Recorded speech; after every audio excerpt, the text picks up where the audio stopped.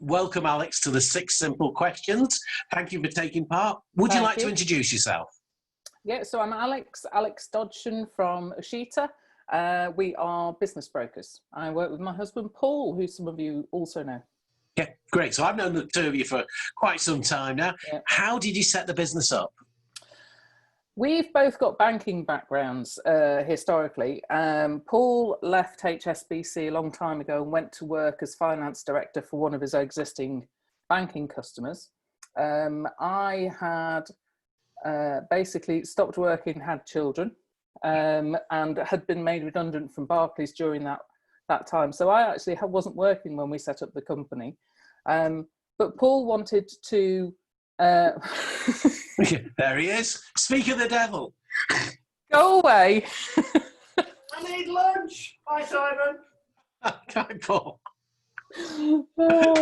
This is the beauty of these interviews. You never know what's quite going to happen. We're carrying on. We're starting. Yeah, we're carrying on. No, we're carrying on with this. This is good. Great. Fine. Yeah. So Paul had left, finished. He'd finished with the customer that he was working for after I think 7 or 8 years by then. Wanted to do something for himself and came across business partnership as a franchise, which are business brokers and sell businesses. So we bought into that initially. Started working with them. Ushita came along because we started doing more than just sales. So we do acquisition searches, we do independent valuation advice, and most importantly, we coach clients to make sure that the business they want to bring to sale on the market is actually attractive, that somebody wants to buy. Yeah. So that's where Ushita came in. Yeah, great. And quite often people think, I'm going to sell up, but they're not ready for it, are they? You know, there is a process to it. There is. It's as I say, if you want to sell your car, you're going to maybe service it, MOT it. You're at least going to wash it and hoover it out. Yes.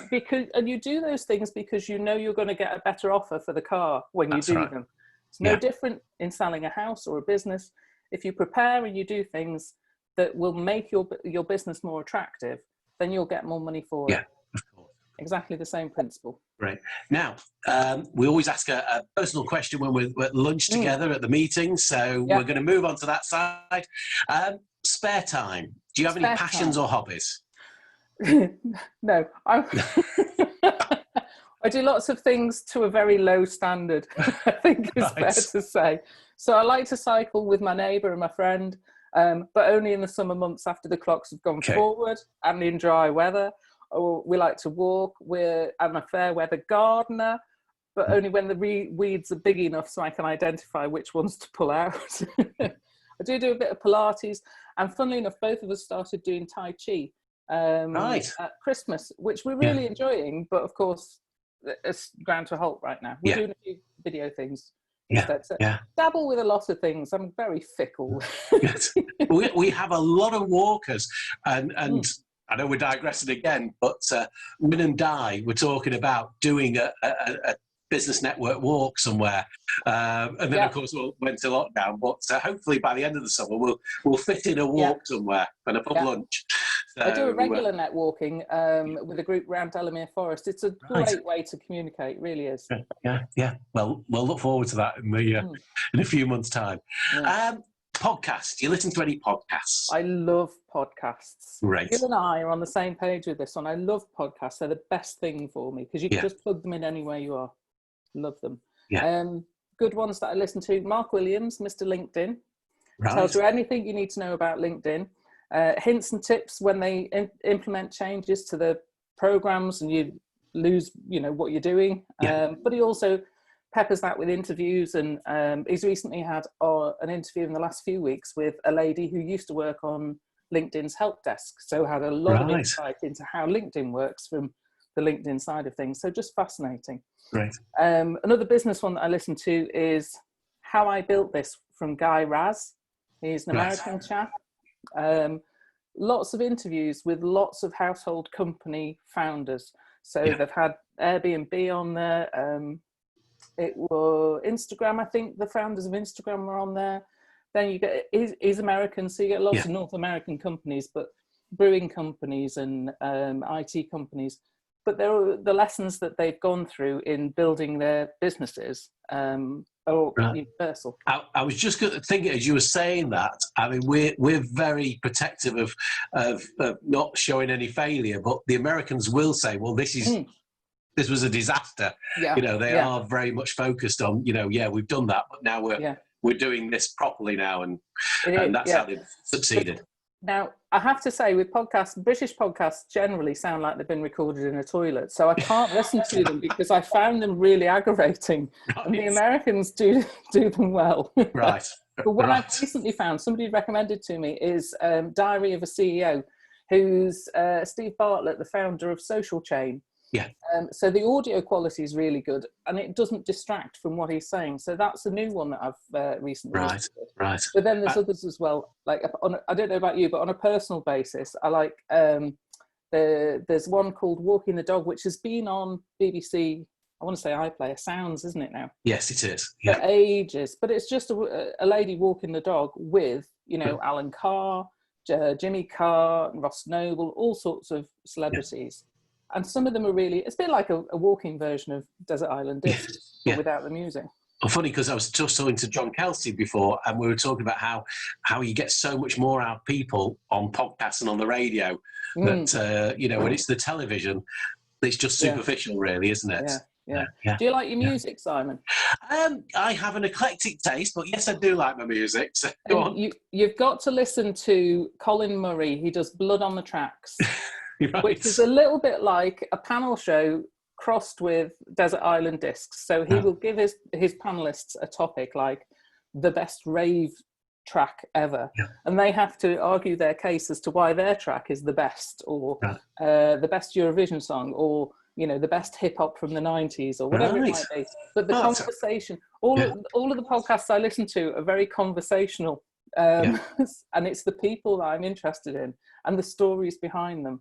So whether it's Guy Raz interviewing business owners or Colin Murray delving into somebody's musical history, they're just fab. Funnily enough, John actually mentioned Colin Murray at home, or I think it was he said. Yes. That was a really good one. Yeah, he's got a really, really nice casual interview style. Yeah. And it just, he's lovely to listen to. He constructs his interviews very well. Right, I'll look out for that one as well. And any books you'd like to recommend?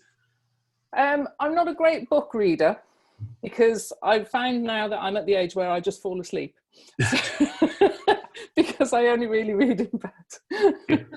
But there's a few. There's the value in the coaching that we do. We follow a value builder system, which gives us a framework about how to improve a business ready for sale.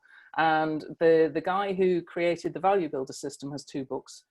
His name's John Warrilow. It's got Built to Sell and The Automatic Customer. They're 2 good reads. The most recent business book I read is How to Make Yourself a Little Bit Famous by Penny Haslam. Right. And then what am I reading? When lockdown started, I got the books out from Christmas that I still haven't caught up on. So I've been dipping in and out of Billy Connolly, Tall Tales.